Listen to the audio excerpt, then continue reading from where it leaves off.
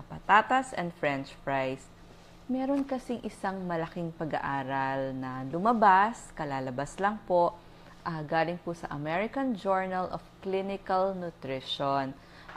Tungkol ito sa patatas. Nag-study sila ng 4,400 katao, edad 45 hanggang 79 years old. Sa loob ito ng 8 taon nilang ginawa itong pag-aaral na to. Tapos, ito po yung naging conclusion nila. Nakita nila dun sa pag-aaral na ang pagkain ng patatas ay hindi nagpapataas ng risk ng pagkamatay, risk of death. Yung patatas per se, hindi naman po nakakamatay.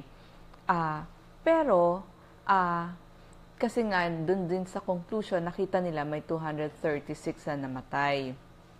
Pero tiningnan nila yung pagkain ng pritong patatas. So, kasama po dun yung potato chips, tsaka french fries, tsaka yung hash browns, yung makakapal na patatas na piniprito. At ang rekomendasyon nga nila, kung pwede daw, 2 beses lang kada linggo ang pagkain ng french fries. Kasi nakita nila na may kaugnayan sa doubled risk of death. So, bakit? Bakit kaya nagkaganon? Nakita nila kasi na ang pagkain ng patatas bilang potato salad, nilaga, bake, katulad nito, bake lang. Nilagay lang sa oven, Tsaka nakita nyo, may balat pa yan. Mashed potato, nilaga rin lang yon, ay walang kinalaman sa increased risk of death. Kasi nga, ang patatas ay gulay. Maraming fiber yan, vitamina. Kahit mabilis siyang magpataas ng asukal.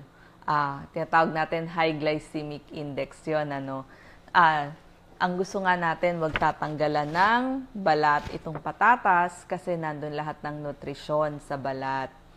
So, i-weigh natin yung tamang pagkain ng patatas, yung maganda sa kalusugan natin, at alin yung hindi nakakatulong sa ating pagkakaroon ng healthy diet.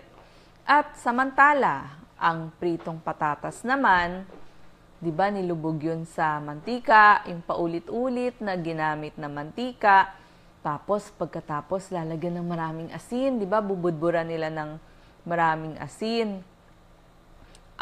Tapos tinanggalan pa ng balat.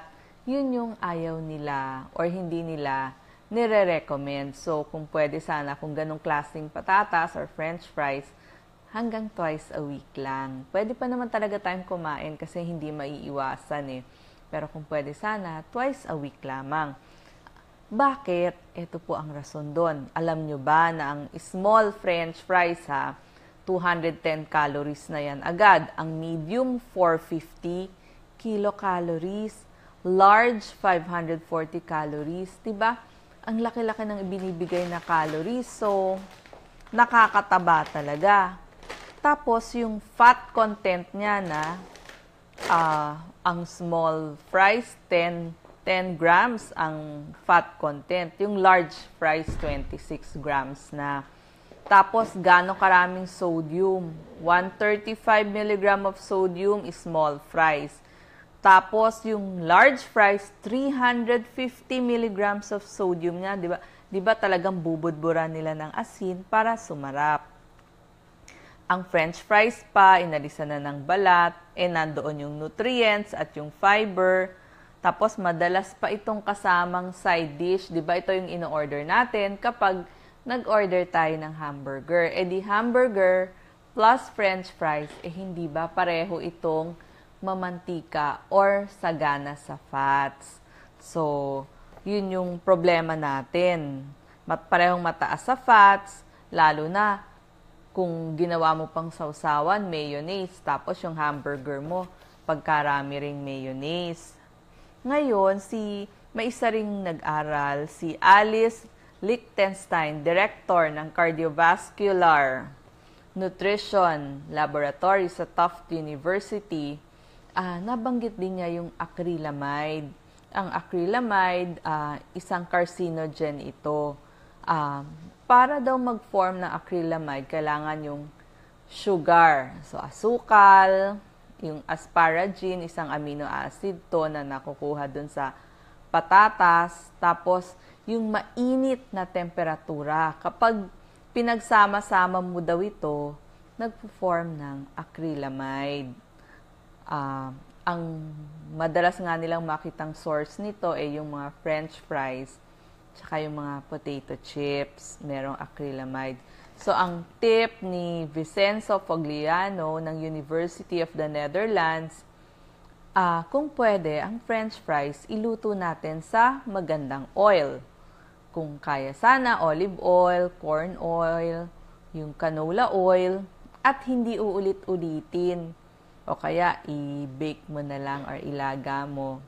So, at wag din lulutuin ng matagal yung prito, yung pritong fries.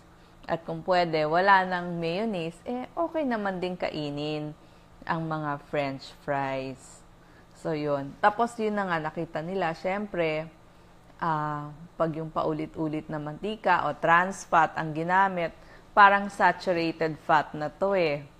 Ang trans fat, para na siyang saturated fat, nagpapataas ng blood cholesterol level. So, risk factor ito sa pagkakaroon ng sakit sa puso. So, again, ang tip nga natin, pwede po ang patatas, hugasan nyo lang mabuti, wag nyo tanggalin yung balat kasi nandun lahat ng fibers tsaka nutrients. Pwede nyo pong iturbo, i-bake, ilaga. So, gawin nyo na lang pong potato salad, mashed potato, or baked potatoes. So, para okay kasi mahilig po ang mga bata sa patatas.